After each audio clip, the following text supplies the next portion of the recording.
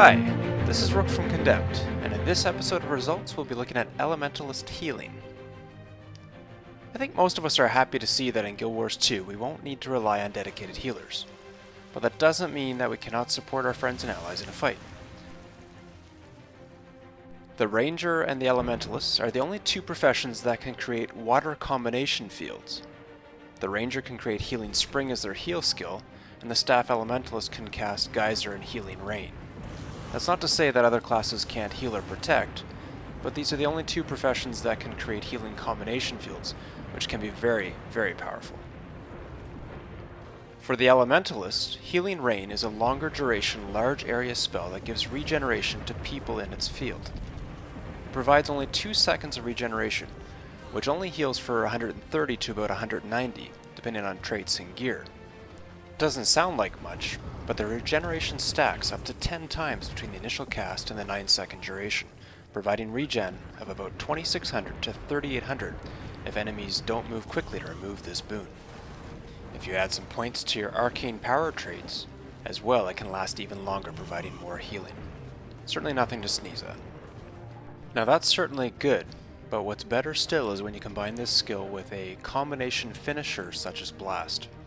The Blast finisher creates an area heal that provides an immediate bonus of about 1960 health. Healing power and gear can increase this to just over 2000, but that's a minimal increase, about 5% compared to the number of stats needed to create that bonus. At present, I'm not sure how many Blast finishers you could coordinate in a water combo field. Several Blasts providing 2000 point heals could be a huge bonus in a large world versus world battle.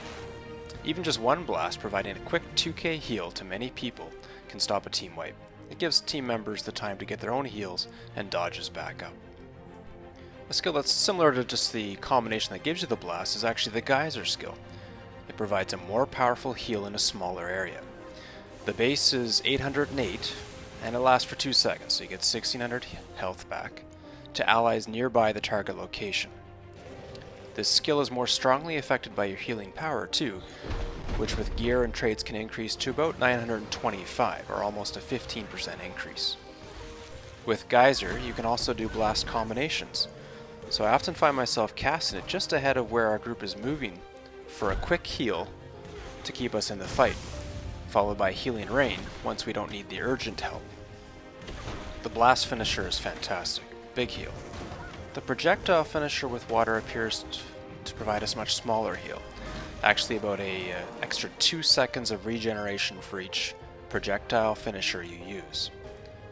When you stack this multiple times, say by switching to Earth and spamming Stoning while standing in rain, you could keep regeneration running almost 66% of the time on yourself, if anyone was foolish enough to leave an Elementalist alone for that long. Now, leaping through a water combination field will provide a heal, and a whirl in a combination field will throw out healing bolts, but I don't have results for either of those combinations at the moment. When you are increasing your traits, while 30 in water might be a bit excessive, it just doesn't seem to provide enough bang for the buck in my opinion. 5 is an easy decision because it will provide the ability Soothing Mist. While it counts down periodically from 10 seconds, it appears to keep replenishing itself anyways, providing more than 80 heal per second continuously. Now, since you're probably in water anyways for a few seconds, creating the geysers and rain and creating some blasts to heal your allies, a few water blasts with the staff, that's basically the skill number 1, will provide more than 370 healing to allies near your target. This is another skill that you can bump up a fair bit, about 10% with enough gear and traits, but the base level by itself is quite useful as it is. Now there are lots of other traits in water magic that can help remove conditions, add regeneration, or spread boons to other allies.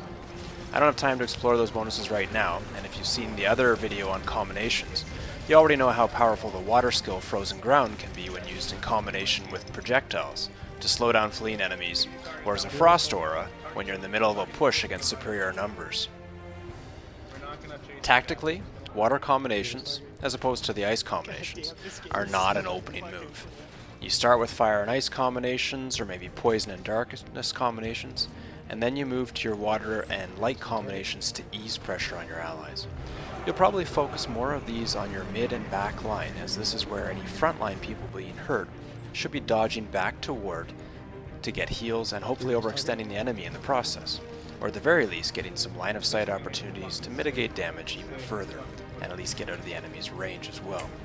The real thing you need to practice in healing is leading your hurt teammates with the water combination fields.